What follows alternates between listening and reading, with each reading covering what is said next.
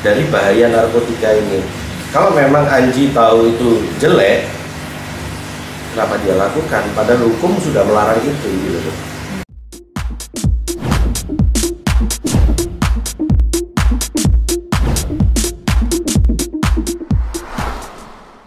Emang seperti itu ya Mas, maksudnya musisi tidak luput dari narkoba atau gimana? Karena tidak sedikit kan di Indonesia rata-rata musisi. Betul.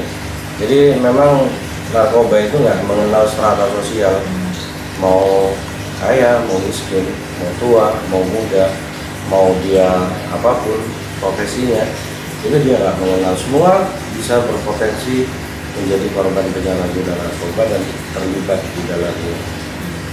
Nah, ini selama pandemi ini bukan satu atau dua doang Mas, banyak gitu, musisi juga salah satunya. Apa berpengaruh sih pekerjaan yang mungkin jarang karena jarang manggung atau apa, mungkin gara-gara itu mungkin mereka? Ya rata-rata sih apa ya, kalau pamannya dikaitkan dengan kondisi dan keadaan seperti ini ya kurang relevan juga. Yang ada mungkin pengendalian dirinya, dia bisa tergoda atau tidak tergoda tentang narkoba itu untuk memakai, mencoba, bahkan sampai mungkin menjadi ketergantungan dari narkoba itu. Ini kan kemarin barang buktinya bukan hanya ganjanya aja, tapi ada biji ganja juga, terus bahkan ada buku untuk edukasi. Dia nganggap itu untuk edukasi, untuk ganja itu. Nah itu bisa apa ya Mas? Maksudnya pasalnya tuh bisa lebih dari itu nggak sih Mas? Karena kan itu bukan hanya ganja aja yang dia punya. Berarti dia ada niatan untuk menanam atau apa gitu. Tapi dengan alasan edukasi. Kalau untuk barang bukti sih saya masih belum tahu ya, karena saya nggak mengikuti perkembangan detail perkaranya.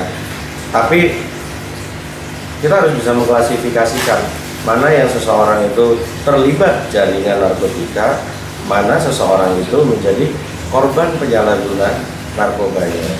Korban penyalahguna itu kan orang yang dipaksa untuk menggunakan narkotika sehingga timbullah ketergantungan, itu korban.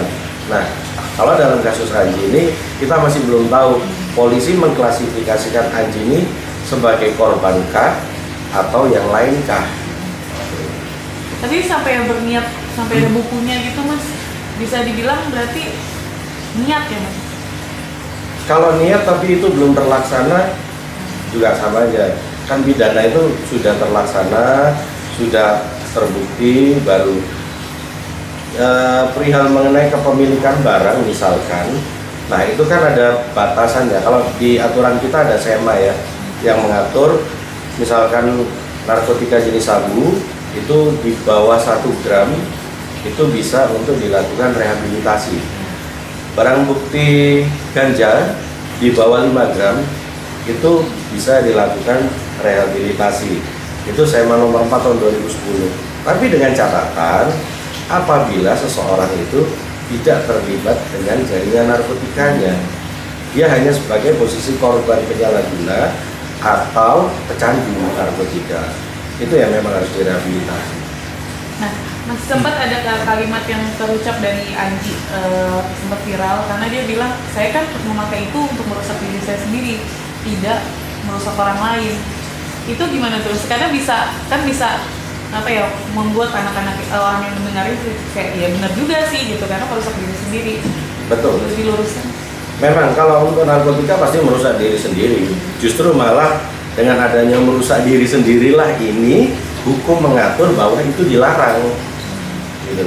Hukum ini kan dibikin semata-mata untuk membatasi ruang gerak seseorang.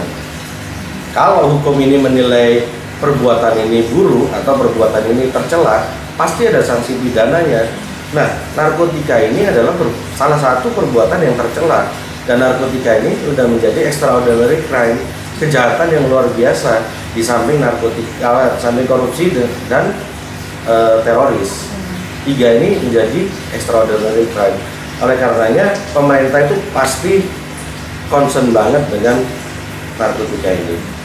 Hukum yang dibikin itu semata-mata untuk melindungi warganya dari bahaya narkotika ini.